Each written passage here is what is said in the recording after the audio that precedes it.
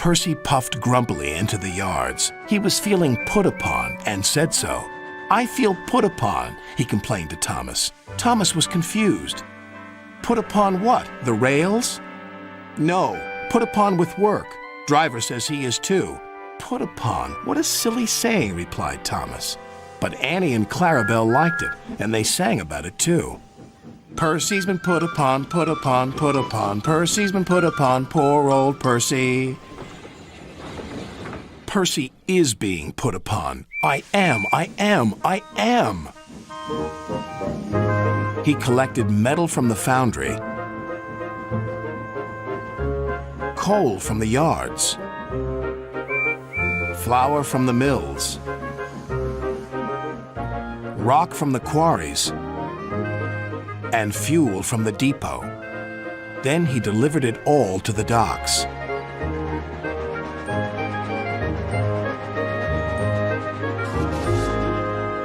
Next, he collected some empty freight cars.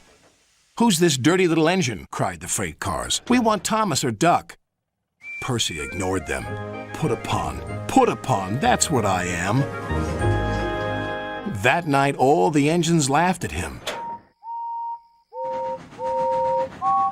"We can see what's been put upon you," said Thomas. "Silence," said Sir Topham Hatt. "Percy, you've done a good day's work. Now get a good night's rest." "Yes, sir. Thank you, sir."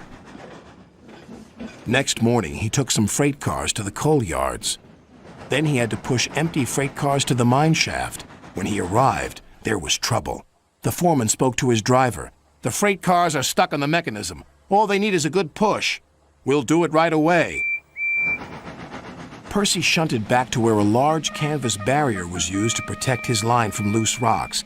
Percy charged at the line of freight cars too fast and too hard. "Oh no!" gasped Percy. The freight cars broke free, but ran out of control to the mines below. On! Faster, faster!" the silly freight cars yelled. Then there was trouble again.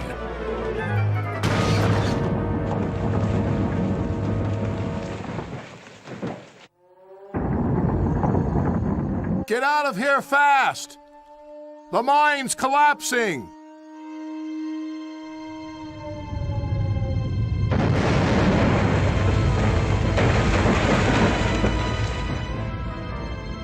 "We'll just have to make a run for it, Percy," called his driver. "There's going to be an avalanche," wailed Percy. And he was right. Worse still, the track he was on began to crumble. "Oh, help!" wailed Percy.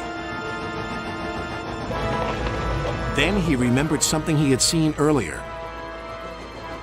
"There's a canvas barrier by the track. That might save us." They were just in time.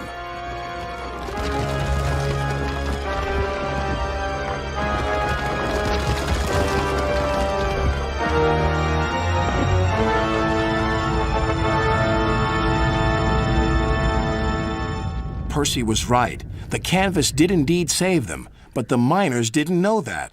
"The avalanche has buried an engine and its crew," shouted the foreman. "We must help them."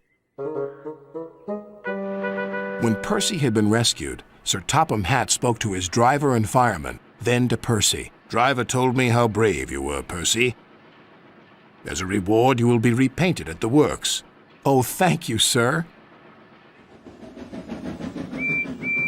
When he returned, Percy's coat glistened in the sun.